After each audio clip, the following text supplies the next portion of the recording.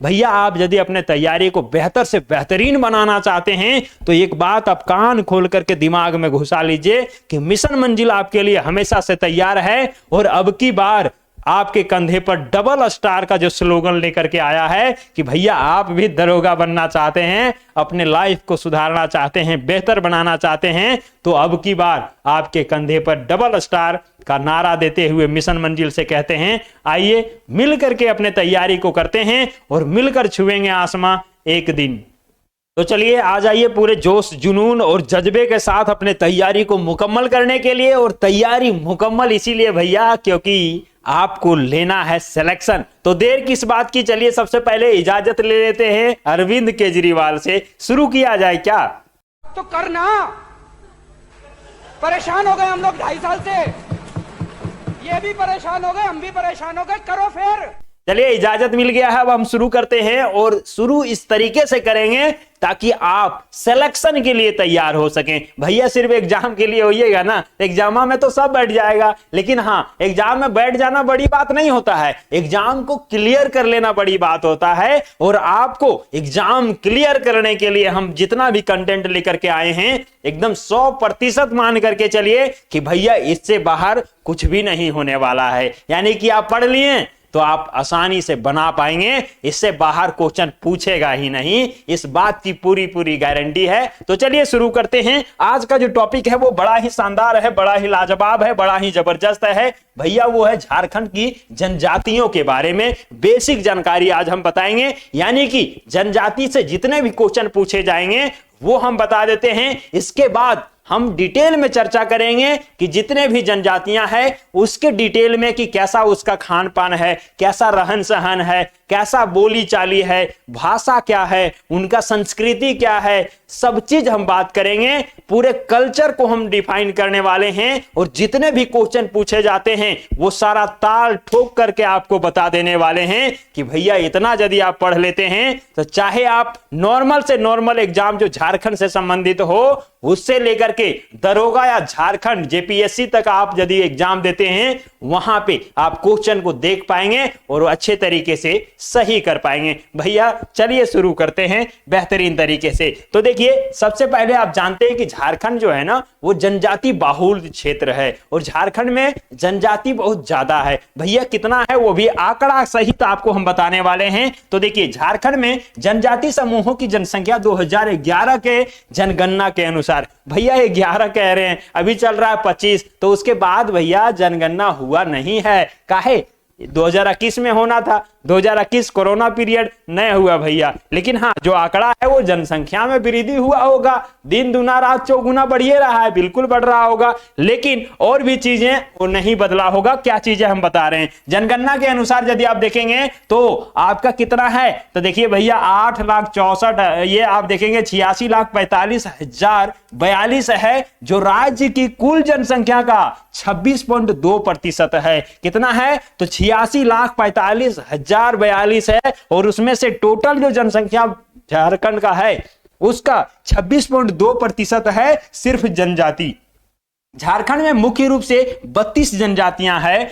32 जनजाति, सर इसमें एक और बढ़ोतरी हुआ है क्या? भैया 33 हो गया है। और आपको कमेंट करके बताना है कि इसमें प्लस जो 1 हुआ है उसका नाम क्या है और कब से इसको शामिल किया गया है, बता दीजिएगा कमेंट में। तो 33 जनजाति को हम लेकर के चलेंगे। जनजाति निवास करती है जिसमें से 8 आदिम जनजाति है। क्या है सर? 8 जो है ना, टोटल 33 में से 8 आदिम जनजाति हैं और यहां पे आप देखेंगे 24 जो है अनुसूचित जनजाति हैं। क्या है? अनुसूचित जनजाति हैं। लेकिन अब यहां पे आप बढ़ेगा कौन? ये 8 वाला बढ़ेगा कि सर ये 24 वाला जो +1 हुआ है, तो भैया इसमें अनुसूचित जनजाति में बढ़ेगा। ये चीजें आप जान लीजिएगा। वर्गीकृत किया गया है, यानी भैया टोटल हम यदि 33 को देखेंगे ना तो 33 को हम 2 भागों में बांट रहे हैं। पहला क्या होगा? 8 होगा सर, और दूसरा क्या होगा? तो 24 में 1 जुड़ जाएगा तो 25 हो जाएगा। यानी कि ये आदिम जनजाति है और ये क्या है? जनजाति है। क्या है? अनुसूचित जनजाति है। तो 2 भाग में बट गया, क्लियर हो गया होगा। चलिए सर क्लियर हो गया। परसेंटेज यदि पूछेगा ना देखिए भाई, जनसंख्या तो बढ़ गया, ये बात सही है, लेकिन यदि पूरा परसेंटेज पूछेगा कि ये जनजाति का परसेंटेज पूरे झारखंड के आबादी में कितना है, तो आपको 26.2% ही मारना होगा। क्यों भैया? जब जनजाति, ये सब जनजाति का जनसंख्या बढ़ा होगा तो अदर का भी जनसंख्या बढ़ा होगा। भले आंकड़ा में थोड़ा फेरबदल हो सकता है, लेकिन ये चीजें आपको ध्यान में रखना होगा जब तक जनसंख्या जनगणना नहीं हो जाता है तब तक के लिए। अब क्या है, जनजाति की कुल जनसंख्या जो है ना, किसका? आदिम जो जनजाति है, जिसमें 8 जो है हमारे आदिम जनजाति हैं, इसकी जो कुल जनसंख्या है वो कितना है? तो 2,92,359 है। यानी कि टोटल 86 लाख में 2,92,359 2011 के जनगणना के अनुसार बता दिए। जो राज्य की कुल जनजाति जनसंख्या का कितना है? तो 2.4% है। सर ये 2.4% बहुत क्वेश्चन में आता है। यहां भी याद रखना है कि आदिम का जो जनजाति का जो है ना, जो संख्या है, वो टोटल जनजातीय का जो संख्या है उसका 2.4% है। और संख्या यदि पूछा जाएगा तो 2,92,359 है आदिम जनजाति। यहां से क्लियर हो गया। अब क्या है सर? तो यहां से आप देखेंगे इनमें से लगभग 91.7% जो है ग्रामीण है। किसमें से सर? तो 2,92,359 जो संख्या है, इसमें से 91% ग्रामीण है, यानी कि गांव में निवास करने वाला है। यानी कि सीधे अर्थों में कहें तो इस प्रकार के जनजाति जो है ना सर, गांव में ज्यादा निवास करते हैं। बिल्कुल क्लियर हो गया होगा। और क्या है, क्षेत्रों में है एवं लगभग 8% जो है शहरी क्षेत्रों में रहते हैं। तो दो चीजें क्लियर हुआ कि आदिम जनजाति जो भैया, उसको गांव सबसे बड़ा प्यारा है और वो गांव में रहना पसंद करते हैं। मजा आता है, चैन से रहते हैं, सुकून से रहते हैं, टेंशन मुक्त रहते हैं भैया, शुद्ध हवा मिल जाता है। गांव में रहना होगा तो आप समझ लीजिए कि आपका लाइफ वैसे भी 10 साल बढ़ जाने वाला है। शहर में धुआं धक्कड़ खा करके आप परेशान हो जाएंगे, अशुद्ध हवा, अशुद्ध ऑक्सीजन मिलेगा। लेकिन गांव चले जाते हैं तो भैया गांव की कहानी ही अलग है। गांव के खेत खलिहान, गांव की वो हवाएं, गांव की सड़कें, गांव की गलियां, गांव के लोग प्यारे मीठे बोलने वाले, मजा आ जाता है। इसीलिए आप कभी गांव जाते होंगे तो आप प्रसन्न हो जाते होंगे, आनंदित हो जाते होंगे, मस्त हो जाते होंगे और कहते होंगे मेरा प्यारा गांव सबसे न्यारा गांव। चलिए यहां से क्लियर हो गया। 2-3 चीजें क्लियर हो गया होगा कि आदिम जो जनजाति है उसकी संख्या 8 है भैया, और जो जनजाति है अनुसूचित जनजाति उसकी संख्या 25 है भैया। क्लियर हो गया। टोटल जनजाति कितना है? तो भैया 33 है, 32 से एक बढ़ गया है, यह भी ध्यान रखिएगा। टोटल जो है जनजातियों का प्रतिशत झारखंड के जनजाति से कितना है? तो 26.2% है। और टोटल जनजाति में आदिम जनजाति का प्रतिशत कितना है? तो 2.4% है। कहां था सर? कहां था सर? ये आपका रहा 2.4% था। क्लियर हो गया होगा यहां तक। चल भैया आगे लेकर के चलते हैं, और आगे बड़ा ही जबरदस्त चीजें हैं। क्या है सर? यहां तक हमने क्लियर कर लिया। अब आपको हम बता देते हैं कि हमने देखा कि 91.7% जो लोग हैं वो गांव में निवास करते हैं, और सिर्फ 8% आबादी आदिम जनजाति का वो शहर में निवास करते हैं। क्लियर हो गया। झारखंड देश में जनजातियों की संख्या की दृष्टि से चौथे स्थान है। किसका भैया? झारखंड देश में जब देखेंगे जो जनजाति है ना, उसकी संख्या के आधार पर देखेंगे तो क्या है? चौथा स्थान है। क्या है? चौथा स्थान है। ये चीज क्लियर आपका हो गया होगा। आगे क्या है? तो निर्वाह के आधार पर, निर्वाह यानी कि रहन सहन के आधार पर, रहते हैं उसके आधार पर देखेंगे तो जनजातियों को 4 भागों में बांटा गया है। कितना भाग है? तो 4 भागों में बांटा गया है। यानी सर टोटल कहिए ना, आपकी 33 जो जनजाति है, इसी को हमने क्या कर दिया? 4 भागों में बांट दिया। ले भैया 4 भाग में बट गया। तो पहला क्या होगा? पहला होगा घुमंतु। क्या होगा? घुमंतु जनजाति हो जाएगा। दूसरा क्या होगा? घुमंतु कृषक जनजाति। घुमंतु और ये कृषक होते हैं, कृषक हो गया। और तीसरा क्या हो जाएगा? तो ये सिर्फ कृषक होगा। क्या होगा? कृषक जनजाति होते हैं। और ये चौथा क्या हो जाएगा? तो शिल्पकार होगा। क्या होगा सर? शिल्पकार होगा। हाँ सर, वही जो बर्तन वगैरह बनाते हैं, है ना, और डोरी सूप वगैरह बनाते हैं, बुनकर जो होते हैं, वही है भैया, वही है। तो क्लियर हो जाएगा। अभी आप टेंशन नहीं लीजिए, थोड़ा सा भी घबराने की जरूरत नहीं है भैया, चिल रहिए, कूल रहिए, सब चीज क्लियर हो जाएगा। चलिए हम आगे लेकर के चलते हैं, सबसे पहला से शुरू करते हैं और पहला हमारा क्या है तो घुमंतु जनजाति है। यहां से क्लियर क्या हुआ होगा कि टोटल जो जनजाति 33 है उसको 4 भागों में वर्गीकृत कर दिया और ये चारों भाग में ये सारा कुछ क्लियर हो जाएगा। कैसे क्लियर होगा सर, हम आपको लेकर के चलते हैं। पहला है घुमंतु जनजाति। इससे सर क्लियर तो हो गया, नाम से ही क्लियर हो गया क्या भैया कि इसका नाम है घुमंतु, यानी कि क्या है ये घूमते रहते होंगे। क्या है, इसका डेरा एक जगह नहीं रहता होगा, आज यहां कल वहां परसों वहां नरसों वहां, हर जगह क्या है ये विचलित करते रहते होंगे, घूमते रहते होंगे। भैया सही आपने पकड़ा है। इसको जो है ना दूसरे नाम से झारखंड में भी जानते हैं लोग, घुमंतु को क्या कहते हैं वो आपको कमेंट बॉक्स में बताना है। चलिए हम आपको लेकर के चलते हैं। इसके अंतर्गत बिरहोर आते हैं। कौन जनजाति आएंगे, बिरहोर आएंगे, हील आएंगे, खड़िया आएंगे और ऐसे जनजाति आते हैं इसके अंदर। और इसका जो जीवन है ना वो घुमंतु होता है, यानी कि आज यहां तो कल कहीं और। भैया कोई रैन बसेरा इसका अस्थाई नहीं होता है, कहीं भी ये निवास करते हैं। इसके साथ साथ ये अस्थाई बस्ती होते हैं जिसको टंडा कहते हैं। यानी कि क्या हो गया सर, टंडा, हम लोग तो टंडिया कहते हैं, वो क्या मैदान होता है, लेकिन ये टंडा है। टंडा यानी कि क्या है, टेंट लगा करके ये रहते हैं, सबको पता है।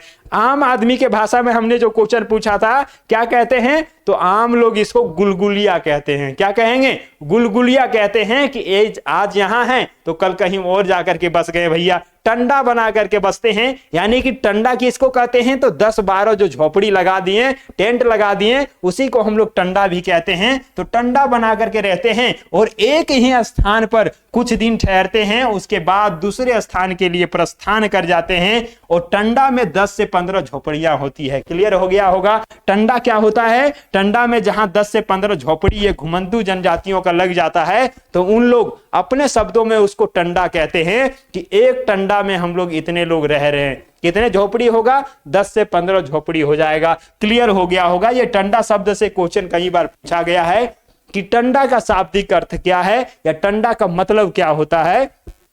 आपको क्लियर करना है कि 10 से 15 झोपड़ी का जो समूह घुमंतु जनजाति लगा करके रहते हैं उसी को टंडा कहा जाता है। चलिए भैया ये टंडा है, अंडा नहीं है, ध्यान दीजिएगा। चलिए यहां से ये चीजें क्लियर हो गया।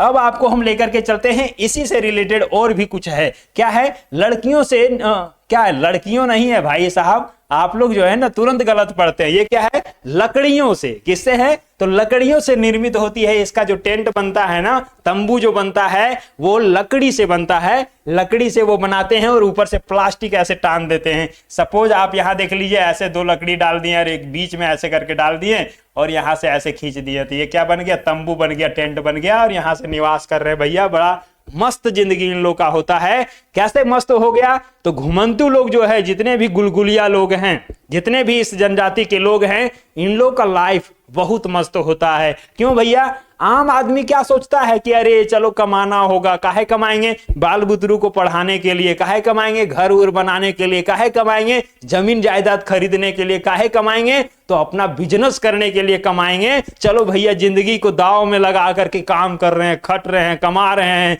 बीबी घर में है और हस्बैंड उसका प्रदेश में है, काहे, बस कुछ करने के लिए भैया घरवा बना लेंगे, 2 कट्ठा जमीनवा खरीद लेंगे, बाल बुतरू को पढ़ा लेंगे, ये टेंशन रहता है आम आदमी को। लेकिन इन लोगों को क्या है, कोई टेंशन नहीं भैया, आज कमाएं उसको आज खा करके खत्म करेंगे, चिल रहेंगे, मस्त रहेंगे, जिंदगी को फुल तरीके से एंजॉय करेंगे। 4 गो बुतरू है, सबको ले चल रहे हैं, बीबी है, बच्चा है, सब चल रहे हैं, टेंट लगा दिए, मस्त रह रहे हैं, चिल रह रहे हैं भैया। तो इन लोग का लाइफ बड़ा जबरदस्त होता है, कोई टेंशन फिक्र नहीं इनको, ना घर खरीदने घर बनाने का फिक्र है, ना जमीन खरीदने का, ना बाल बुतरू पढ़ाने का फिक्र होता है। मस्त होते हैं ये लोग। चलिए इन लोग से भी कुछ सीखने की जरूरत है। ये सर क्लियर हो गया, आगे कुछ बता दीजिए। तो यहां से हमने क्या बताया कि ये जो रहते हैं वो लकड़ी से अपना घर बनाते हैं, टेंट बना करके रहते हैं। उसी में क्या है, इन लोग का खाना जो होता है वो क्या होता है, ये जो वृक्ष की जो शाखा होता है उसकी पत्तियों से और घास फूस आदि का प्रयोग किया जाता है उसको बनाने में।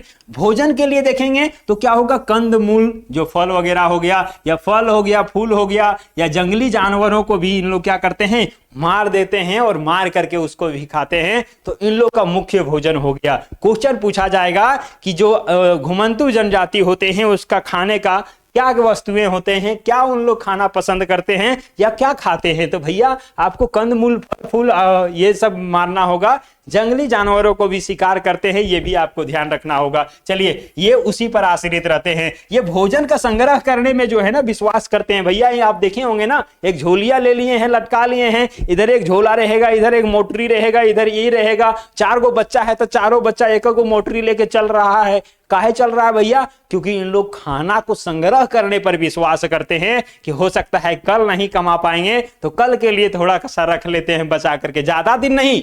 आप लोग के जैसा वो बांध करके और ड्रम में भर करके नहीं रखता है। इन लोग क्या है, बस 1 से 2 दिन का बैकअप रखता है और उसी को ये संभाल करके रखते हैं ताकि कल और परसों के लिए हो जाए। भैया आगे के लिए सोचा जाएगा। इन जनजातियों की जो है ना अधिकांश बर्तन वृक्षों के पत्तों के बने होते हैं, यानी जो खाना खाएंगे ना वो पतरी में खाएंगे, पत्ता बिछा करके खाएंगे। ये नहीं कि आप लोग के जैसे कासा थारी में खा रहा है, ले भैया ऐसा नहीं है। तो यहां से क्लियर हो गया। अब क्या है, और खाना पकाने के लिए जो है ना मिट्टी के बर्तनों का प्रयोग में लाते हैं। ऐसा नहीं है आपके जैसा स्टील का है, भैया कुकर है और इधर गैस है और बना के खा रहा है, मुर्गा भूंज रहा है और सब खा रहा है। नहीं भाई साहब, ये साधारण जीवन जीने वाले लोग हैं और ये पत्थर में खाते हैं। और खाना किस में बनाएंगे तो मिट्टी के बर्तन में बनाते हैं। सबसे साधारण जीवन जो होता है इन्हीं लोग का होता है। और क्या है, जमीन पर चटाई की तरह जो है ना बड़े बड़े पत्ते को बिछा करके सोते हैं। उसके पास गद्दा नहीं होता है, पलंग नहीं होता है। अब देखिए आजकल लड़का लोग ब्याह करेगा तो एकदम पलंग वीआईपी वाला दीवाना पलंग का डिमांड करता है। अरे भाई साहब, दीवाना पलंग में तुम सोते हो बड़ी अच्छी बात है, लेकिन इन लोग का लाइफ क्या होता है, नीचे पत्ता बिछा दिए, पुआर बिछा दिए और वहीं उलट करके सो रहे हैं। और इन लोग का जो नींद होता है ना वो एकदम सुकून वाला नींद होता है, रात में चैन से सोते हैं। लेकिन जो दीवाना पलंग में वीआईपी जगह पर सो रहा है उसको 80 को टेंशन है, 80 को फिकीर है, नींदे नहीं आ रहा है, दवाई खा रहा है तब नींद आ रहा है। भैया ये जिंदगी क्या है, कुछ नहीं है। तो यहां से भी सीखने की जरूरत है। चलिए आगे क्या है, तो इनकी जो वेशभूषा है ना अति साधारण होती है। और ये वस्त्र के नाम पर कमर में जो है, कमर से घुटनों तक जो है ढकने वाले कपड़े पहनते हैं। इनके पास जीन्स नहीं होता है, सलवार नहीं होता है, सूट नहीं होता है, लहंगा नहीं होता है, साड़ी नहीं होता है। भैया उतना वीआईपी नहीं, क्या है, बस टेहुना तक कपड़ा इसका आ जाना चाहिए, बस हो गया।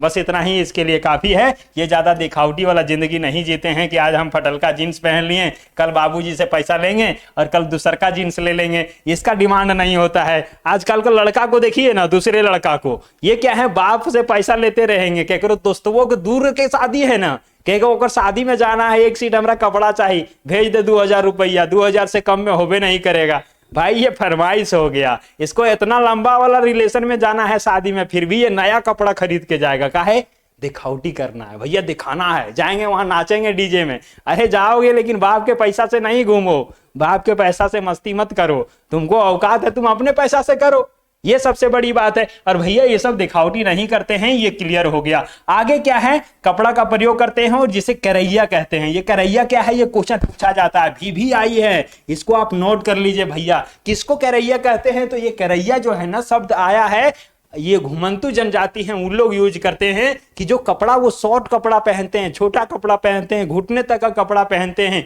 पुराना से पुराना कपड़ा को पहन लेते हैं, उसी को क्या कहते हैं, करैया कहते हैं। सीधे अर्थों में आप ध्यान रखिएगा कि वैसा वस्त्र जो कमर से घुटनों तक ढकने वाला होता है वैसे कपड़े को करैया कहा जाता है। इस बात को आप ध्यान रखिएगा, पूछा गया है कई बार और आगे भी पूछे जा सकते हैं। भैया क्लियर हो गया होगा। आगे हम आपको बताइए देते हैं, क्या बता देंगे सर, जंगल से प्राप्त लकड़ियों से ये लोग जो है ना ओखली और क्या है कठौती और ढोलकी आदि बना करके हाट बाजार में बेचते हैं और उससे आमदनी का उपयोग जो है जीवन निर्वाह के लिए करते हैं और अपने आवश्यक वस्तुओं को खरीदने के लिए करते हैं। तो यहां से ये चीज क्लियर हो गया होगा। जंगल जाते हैं ये लोग और वहां से जो लकड़ियां मिलता है ना उससे बनाते हैं ओखली। अभी ओखली जो है ना पहले लकड़ी का ही होता था, अब लोहा वाला आने लगा, तो लोहा वाला इन लोग नहीं बनाएगा, कौन बनाएगा? वो शिल्पकार जो हम नीचे पढ़ेंगे वो लोग बनाएगा। तो वहां से भी क्लियर होगा। कठौती भी होता था वो लकड़ी का ही, उससे। और क्या है, ढोलकी भी बनाते हैं, जो ढम ढम ढोलक जो होता है वो सब भी बनाने का काम इन लोग का ही हुआ करता था। पशुपालन में इन लोग क्या करते हैं, तो बकरी, मुर्गी और क्या है, कुत्ते का भी पालन करते हैं भैया। ये सब पोलते क्या करते हैं जी, पोसते और पालते हैं, और जब जरूरत पड़ता है तो उसी को हलाल करके खा भी जाते हैं। मस्त है भैया। जो शिकार क्या है, शिकार में इनके लिए सहयोग भी बनते हैं। जैसे कुत्ते पाल लिए तो शिकार करने के लिए गए तो वहां कुत्ते इसको सहयोग भी करते हैं। तो इस प्रकार के जानवर को ये अपने साथ में रखते भी हैं। इस वर्ग में कुछ लोग कृषि से भी जुड़ गए हैं। जैसे इन लोग का काम कृषि करना नहीं है, लेकिन अभी आप हाल फिलहाल में देखेंगे ना, तो इन लोग क्या हैं, कृषि से भी कुछ लोग जुड़ने लगे हैं। जो पढ़े लिखे अब हो गए आजकल के लड़के, वो अब कहते हैं भैया घुमंतू वाला जिंदगी हमको अच्छा नहीं लग रहा है, अब कुछ करते हैं, कुछ लाइफ के बारे में सोचने लगा है। तो यहां से हमने क्या देखा, कृषि से भी जुड़ गए हैं, और लेकिन इनकी जो संख्या कम है, कृषि से जुड़ने वाले लोगों की संख्या कम है। और इन्हें क्या कहते हैं, जांघी कहा जाता है। जांघी यानी कि क्या हो गया, वैसे घुमंतू जनजाति जो कृषि से जुड़ने लगे हैं या जुड़ चुके हैं, उसको हम लोग जांघी कहते हैं। क्या कहते हैं, जांघी कहते हैं। ये बात क्लियर हो गया होगा। ये भी वर्ड पूछा जाता है कि जांघी जो है किसको कहा जाता है, तो वैसे लोगों को कहा जाता है, वैसे घुमंतू जनजाति को कहा जाता है जो कृषि से जुड़ गए हैं, घुमंतू वाला कार्य छोड़ दिए कि भैया अब हम जिंदगी भर इधर उधर नहीं करेंगे, एक जगह स्थायी रह करके कृषि का काम करेंगे, उसके लिए ये है। अब यहां से एक बात और आपको ध्यान रखना है, उसके बाद ये पॉइंट हमारा क्लियर हो जाएगा। क्या है सर, तो झूम कृषि के अलावा कुछ स्थानों पर अस्थाई खेती भी होने लगी है, इन लोग के द्वारा करने लगे हैं। यानी कि जो घुमंतू लोग हैं उन लोग भी अब झूम कृषि को उसके अलावा भी क्या करने लगे हैं, अस्थाई कृषि भी करने लगे हैं। इस बात को ध्यान रखिएगा। और यहां से ये क्लियर हो गया सर, पहला टाइप का जो है ना जनजाति, वो हमने क्लियर कर लिया। कौन सा कर लिया सर, तो घुमंतू जनजाति को क्लियर कर लिया। भैया सही आपने सुना। अब हम लेकर के चलते हैं घुमंतू कृषक जनजाति। हमने क्या देखा, हमने ये देखा बच्चों कि जब हम कृषि के बारे में पढ़ रहे थे, क्या था कृषि में, तो कृषि में ये था, क्या था कि कुछ ऐसे भी हैं घुमंतू जनजाति जो कृषि को भी अपनाने लगे हैं, अब कृषि कार्य में भी ध्यान देने लगे हैं। और यहां भी हमने देख लिया था इससे पहले, जिसमें घुमंतू था, तो कुछ घुमंतू जो जनजाति हैं वो कृषि को भी अपना रहे हैं। बिल्कुल सर, बात सही है। और यहां अब क्या है, तो अगला हम देखेंगे कि घुमंतू कृषक जो जनजाति हैं उसके बारे में। यानी कि दो शब्द यहां हैं, क्या है सर, घुमंतू भी है और कृषक भी है। तो कैसे क्लियर होगा, तो वैसे जनजाति जो घुमंतू भी हैं, घूम भी रहे हैं, और दूसरा क्या है, कृषि कार्य भी कर रहे हैं। क्या कर रहे हैं, कृषि कार्य भी कर रहे हैं। तो भैया क्लियर तो हो गया ना, क्लियर हो गया सर। इसमें कौन कौन से जनजाति आएंगे, तो देखिए सौरिया जनजाति आएंगे, पहाड़िया जनजाति आएंगे, कोरवा जनजाति आएंगे, और ये सभी जनजाति घुमंतू कृषक जनजाति में आते हैं। क्वेश्चन भी पूछा जाता है कि घुमंतू कृषक जनजाति में कौन से जनजाति आते हैं। ऑप्शन रहेगा एक और तीन ऑप्शन रहेगा अलग, तो वहां पे आप देख लेंगे। दूसरे तरीके से क्या पूछा जाएगा, इनमें से कौन से ऐसे जनजाति हैं जो घुमंतू कृषक जनजाति में नहीं आते हैं, और ये तीनों ऑप्शन रहेगा और एक अलग रहेगा। भैया उस समय आपका कॉमन सेंस आपका यहाँ पे यूज करना होगा कि कैसे हम इसको सही कर पाए। क्लियर हो गया, चलिए आपको हम आगे लेकर चलते हैं। ये लोग भी घुमंतू होते हैं, क्या होते हैं, घुमक्कड़ प्रवृत्ति के होते हैं। यानी कि एक जगह स्थायी नहीं करेंगे, इसको घरवा बसाने का टेंशन नहीं है। ये भी क्या है, घुमक्कड़ प्रवृत्ति का ही होते हैं, घूमेंगे ही। लेकिन क्या होते हैं, इनका मुख्य व्यवसाय झूम कृषि करना होता है। झूम कृषि कहते हैं किसको है सर, ये भी थोड़ा सा समझाइए दीजिए, अच्छा रहेगा। तो भैया झूम कृषि उसको कहते हैं ना कि जैसे आज इस जगह पर कुछ जंगल वगैरह था या फिर खेत नहीं बना हुआ था, तो उसमें थोड़ा सा मेहनत करके खेत जैसा बना लिए, वहां पे हम खेती करने लगे, खेती कर लिए। अब वो जमीन उपजाऊ कम हो गया तो उसको छोड़ दिए और फिर दूसरे जगह चल गए भैया, और वहां पे अब क्या कर दिए, खेत बना लिए और वहां खेती करने लगे। इसी को कहते हैं झूम खेती। यानी कि आप सीधे अर्थों में याद रखिए कि यदि आप झूम रहे होते हैं, डांस कर रहे होते हैं, तो एक ही जगह खड़ा होकर डांस करिएगा तो मजा नहीं आएगा। क्या करना होगा, एक जगह डांस करते करते क्या है, आप मूव भी करते हैं। सबको जानता है नागिन डांस में तो एकदम सबसे बढ़िया उदाहरण इसका है। नागिन डांस में कहीं एक जगह रहता है, अरे ऐसे ऐसे नागिन डांस करता है जो कहने काम नहीं। तो भैया झूम कृषि ये क्लियर हो गया। एक स्थान पर क्या है, एक स्थान पर आकर के वहां के पेड़ों को साफ करके क्या करते हैं, कृषि योग्य भूमि तैयार करते हैं। सीधे अर्थों में हमने बता दिया है ना। और जब ये दूसरे स्थान पर जाते हैं ना तो वहां भी पुनः नए खेत तैयार करते हैं और कृषि कार्यों के लिए इनके पास क्या होते हैं, नुकीले और धारदार औजार होते हैं। कैसा होता है, नुकीला और धारदार औजार होता है। ये ट्रैक्टर वगैरह लेके नहीं चलता है भैया। आजकल के जमाना में ट्रैक्टर आ गया, क्या करने के लिए, खेती वगैरह करने के लिए, हल चलाने के लिए। ये नुकीले जो धारदार हथियार हैं, औजार हैं, उसका यूज करते हैं। और खेती के अतिरिक्त इनके भोजन में शिकार और कंदमूल फल भी शामिल होते हैं। क्या होते हैं भैया, कंदमूल फल भी शामिल होते हैं। ये तो कृषि योग्य भूमि को बना करके खेती भी करते ही हैं, लेकिन इसके खाना में ये सब भी रहना जरूरी है। क्या क्या, कंदमूल फल होगा, शामिल होगा। और इनकी जो खेती को क्या कहते हैं, कुरवा कहते हैं भैया। ये सबसे इंपॉर्टेंट पॉइंट है। क्या है, जो खेती करते हैं ये झूम खेती करते हैं, और इसी खेती को, इस प्रकार के खेती को इन लोग क्या कहते हैं, कुरवा कहते हैं। तो पूछा जाएगा कि कुरवा क्या है, तो भैया इससे पहले हम करैया बताए थे। क्या बताए थे, करैया बताए थे, ऐसे करके था करैया। और करैया क्या था, तो हमने बताया था कि जो घुमंतू जनजाति होते हैं वो जो कपड़े पहनते हैं कमर से लेकर के घुटने तक का, उसको करैया कहते हैं। लेकिन यहाँ क्या है, कुरवा आ गया है। तो कुरवा किसको कहेंगे, जो झूम प्रकार की खेती किसके द्वारा, घुमंतू आदिम जनजाति के द्वारा किया जाता है, या घुमंतू जनजाति के द्वारा किया जाता है, कृषक जनजाति के द्वारा किया जाता है, उसी को हम लोग कुरवा कहते हैं। क्लियर हो गया। कुरवा से जंगल में अवैध कटाव बहुत हुआ है। अब हमने बताया भैया झूम खेती करते हैं, और कुरवा यानी कि खेती करने वाला प्रक्रिया को कुरवा कह रहा है। तो ये प्रक्रिया क्या था, जंगल को साफ करना और वहां खेती करना। तो भैया जंगल साफ करेंगे, जंगल कटाई होगा ही। इसीलिए कहा गया है कि जंगल में अवैध कटाव बहुत हुआ है। यानी कि आप झूम खेती कर रहे हैं, जंगल की सफाई करके खेती करना शुरू कर रहे हैं, तो जंगल की कटाई होगा, ये निश्चित है। क्वेश्चन पूछा जाएगा कि किस प्रकार के खेती में या फिर कुरवा में क्या चीजों के जो अवैध कटाव हुआ है, तो जंगल का अवैध कटाव हुआ है, ये क्लियर हो जाएगा। उसके बाद क्या है, जिसने वन क्षेत्र को कम किया है, वन क्षेत्र कम होगा ही, जंगल की कटाई कर दिए तो अभी 10 किलोमीटर के एरिया में था, 1 किलोमीटर को आपने खत्म कर दिया भैया, कम हो गया, 9 किलोमीटर बचा, तो भैया उसका क्षेत्र में भी क्या हो गया, कमी आ गया है। पशुपालन में छोटे जीवों को पालते हैं, क्या करते हैं,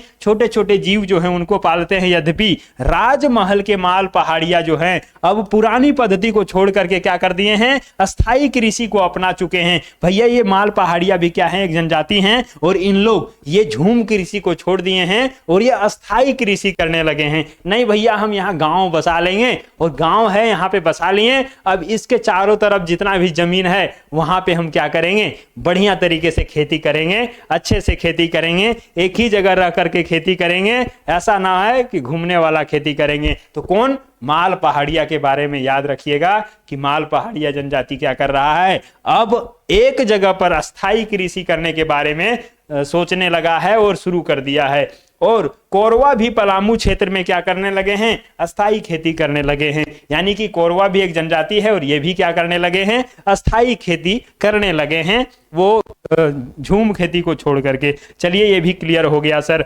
आगे हम आपको लेकर के चलते हैं। अगला जो पॉइंट है वो क्या है सर, तीसरे प्रकार की जनजाति जिसका नाम है कृषक जनजाति। क्या है सर, कृषक जनजाति है। अभी तक हमने 2 देखा है। क्या देखा है, पहला तो घुमंतू जनजाति देख लिए, बिल्कुल सर देख लिए। दूसरा हमने क्या देखा, घुमंतू कृषक जनजाति देख लिए, बिल्कुल सर देख लिए। अब तीसरा प्योर कृषक हम देखेंगे। क्या है, प्योर कृषक जनजाति, यानी कि ये घुमंतू नहीं होते हैं, सिर्फ कृषि कार्य करने पर ध्यान देते हैं। भैया क्या है, इसके अंतर्गत संथाल, उराव, हो, मुंडा और भूमिज जैसी जो है ना प्रमुख जनजाति आते हैं, जो क्या है, पूर्व से भले ही शिकार और झूम कृषि पर आश्रित रही हो, लेकिन बाहरी संपर्कों ने इन्हें जल्दी ही अस्थायित्व का महत्व समझा दिया है, और इन दोनों ने ही भूमि अधिग्रहण कर अस्थायी खेती का जो है क्या करने लगा है, व्यवसाय अपनाया है। यानी कि सीधे अर्थों में कहा जाए साथियों, तो इन लोग जो है ना पहले घुमंतू ही थे, उसके बाद क्या हो गए, उसके बाद हो गए कि झूम कृषि करने लगे।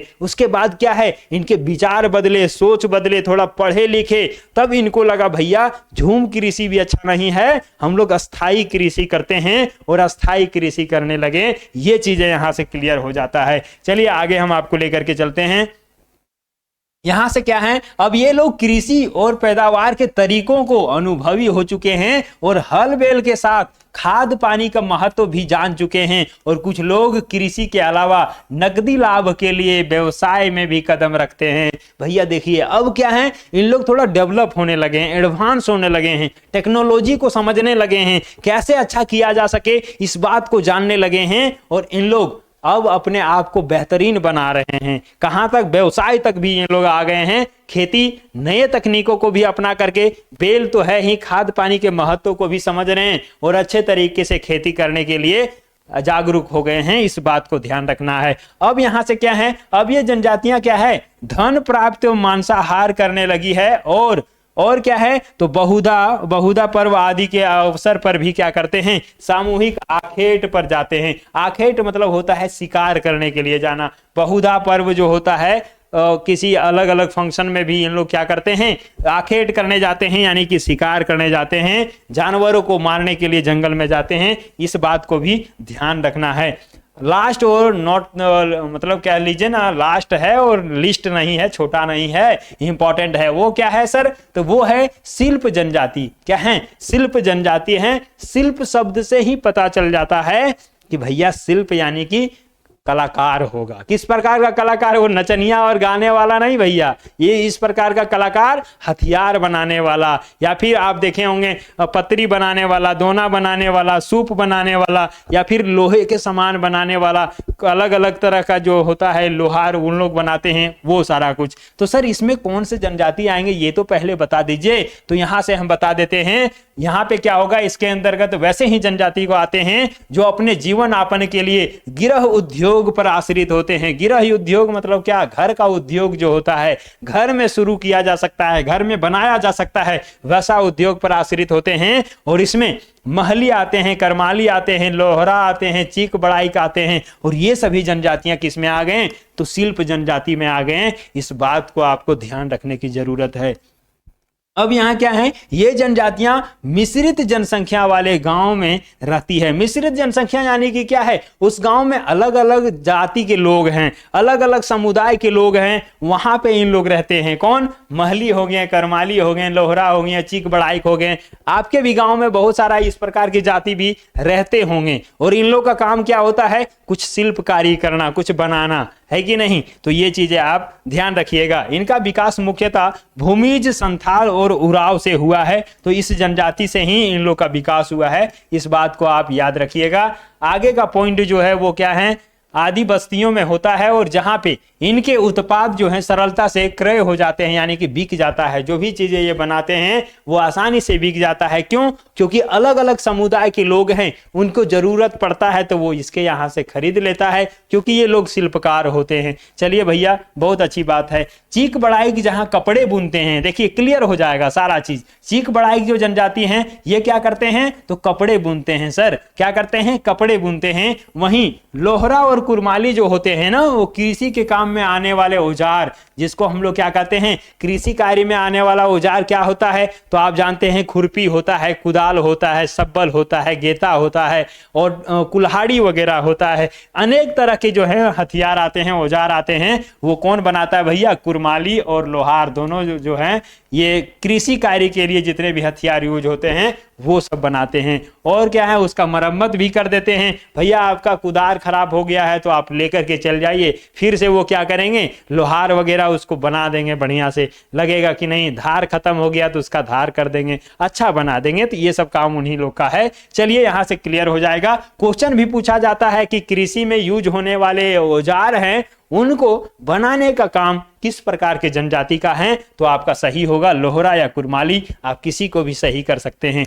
चलिए सर यहां तक क्लियर हो गया। और इस तरह जो है ना अपना जीवन यापन करते हैं, ये इस तरह का ही स्पष्ट होता है कि इन जनजातियों की जीवन शैली जटिल और श्रमशील होता है। किस प्रकार होगा सर, तो जटिल होगा। क्या होगा, जटिल होगा। क्यों, मेहनत करते हैं, स्ट्रगल करते हैं, हार्ड मेहनत करते हैं, तब ये सारा कुछ जो है अपने जीवन यापन को सही से कर पाते हैं। श्रमशील यानी कि क्या है, मेहनत करके ही गुजरता है।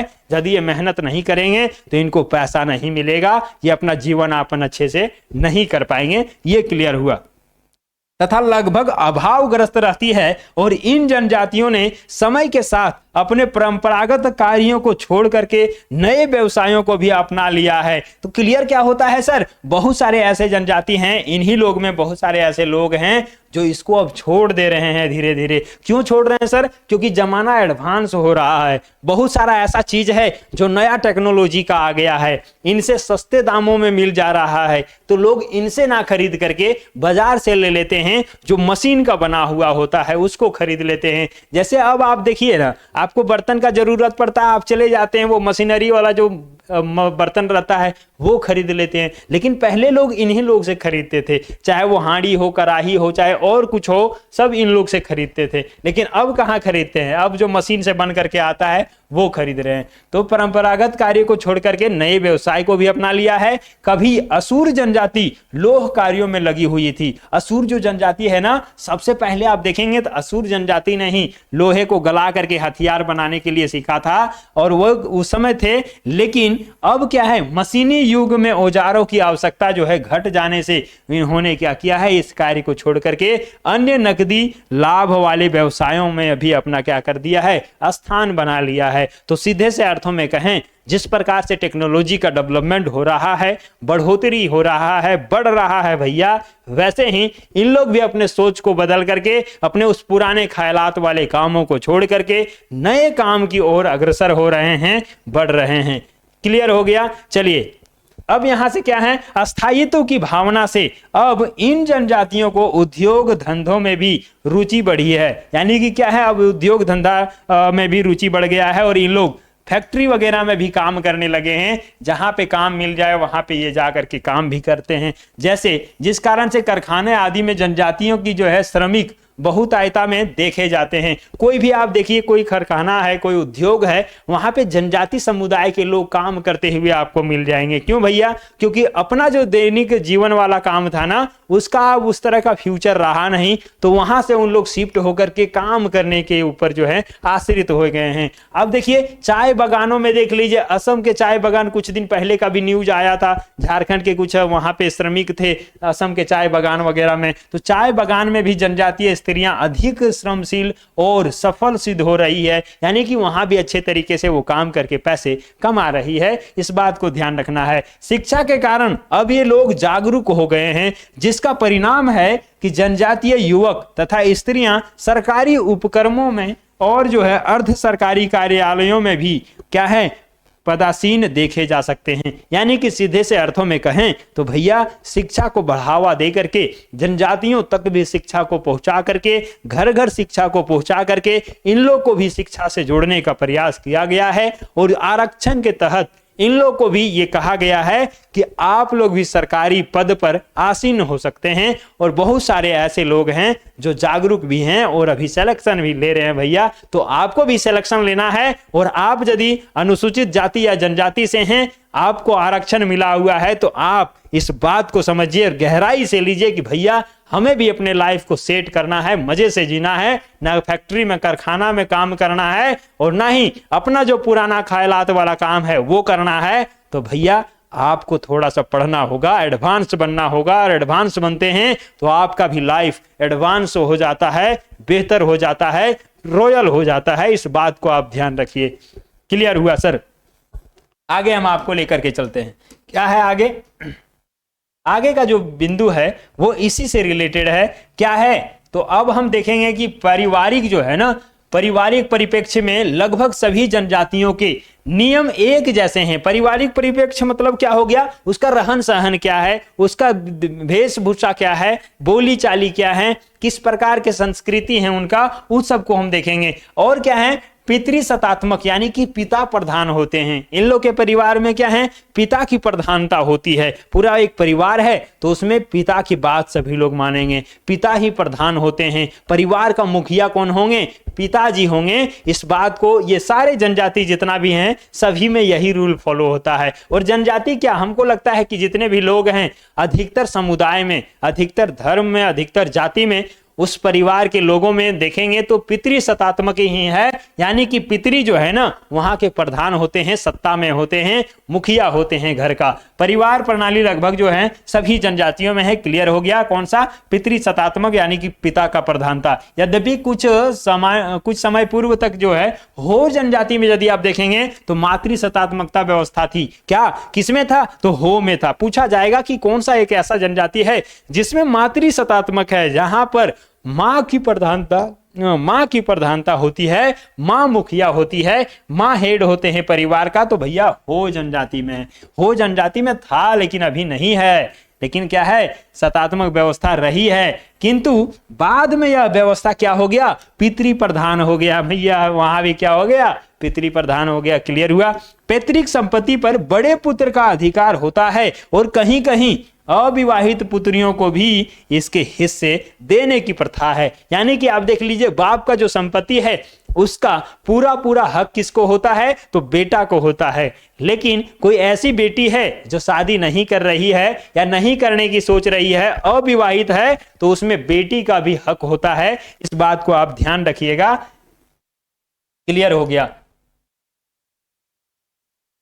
और क्या है सर? तो यहां से आप देखेंगे और क्या है, तो अब आपको हम बता देते हैं कि प्रमुख जनजातियों, जिसमें देखेंगे मुंडा और उराव में स्त्रियों पर अधिक सामाजिक बंधन थे। क्या थे? अधिक सामाजिक बंधन। सामाजिक बंधन यानी कि क्या है? ना आपको घर से बाहर निकलना है, ना किसी से बात करना है, ना पढ़ने जाना है, ना और कुछ काम करना है, इस प्रकार की। तथा वे पूजा पद्धति यानी कि पूजा पाठ भी नहीं कर सकते हैं, शिकार के लिए भी नहीं जा सकते हैं, या फिर सभा में भी भाग नहीं ले सकते हैं। इस प्रकार के वंचित थे, माने रोक लगा दिया गया था। किसमें? तो दो जनजाति को आपको याद रखना है, एक तो मुंडा जनजाति में और दूसरा उराव जनजाति में रोक लगा दिया गया था। महिलाओं के लिए कुछ नहीं करना है, ये सारा काम जो हमने बता दिया। ना पूजा पद्धति में भाग लेना है, ना ही आपको शिकार के लिए जाना है, ना ही कोई सभा में आपको भाग लेना है, न भैया महिला को सिर्फ चूल्हा चौकट करने के लिए ही सीमित कर दिया गया है। लेकिन अब नहीं है, ये पहले था भैया, वंचित था। लेकिन अब की महिलाएं खुल करके है, स्वतंत्र है, मस्त है, जो भी करना होता है वो करती है। बिल्कुल होना ही चाहिए। समानता की भावना हर जगह होना चाहिए। और पितृ प्रधान तो है ही, मानते हैं कि घर में परिवार में पितृ प्रधान हो, पिताजी उस गांव उस घर के जो हैं उस परिवार के मुखिया हो, प्रधान हो। लेकिन महिलाओं की भी कद्र होनी चाहिए, महिलाओं की भी जिंदगी जो स्वतंत्रता है वो मिलना चाहिए, वो भी अपने स्तर से कुछ कर सके, इसकी भी भावना होना चाहिए। तो भैया हमने आज जो है ना क्लियर कर लिया। क्या कर लिया क्लियर सर? तो अनुसूचित जनजाति जितना है, झारखंड में जितने भी जनजातियां हैं उसको हमने क्लियर कर लिया। लेकिन ये शॉर्ट में किया कि जितने भी अनुसूचित जनजातियां हैं वो 4 भागों में बटे हुए हैं, और 4 भागों को अभी हमने देख लिया। टोटल जो जनजाति हैं वो 33 हैं, ये भी हमने देख लिया। 33 में 2 जगह में हमने बांटा, पहला आदि में बांटा, इसमें 8 है, और दूसरा जो है वो अनुसूचित जनजाति में बांटा जो 25 है। ये क्लियर हो गया। चारों को हमने वर्गीकृत करके बहुत ही शानदार तरीके से पढ़ लिया है। भैया आप यदि अपने तैयारी को बेहतर से बेहतरीन बनाना चाहते हैं तो एक बात आप कान खोल करके दिमाग में घुसा लीजिए कि मिशन मंजिल आपके लिए हमेशा से तैयार है। और अब की बार आपके कंधे पर डबल स्टार का जो स्लोगन लेकर के आया है कि भैया आप भी दरोगा बनना चाहते हैं, अपने लाइफ को सुधारना चाहते हैं, बेहतर बनाना चाहते हैं, तो अब की बार आपके कंधे पर डबल स्टार का नारा देते हुए मिशन मंजिल से कहते हैं आइए मिल करके अपने तैयारी को करते हैं और मिलकर छुएंगे आसमां एक दिन।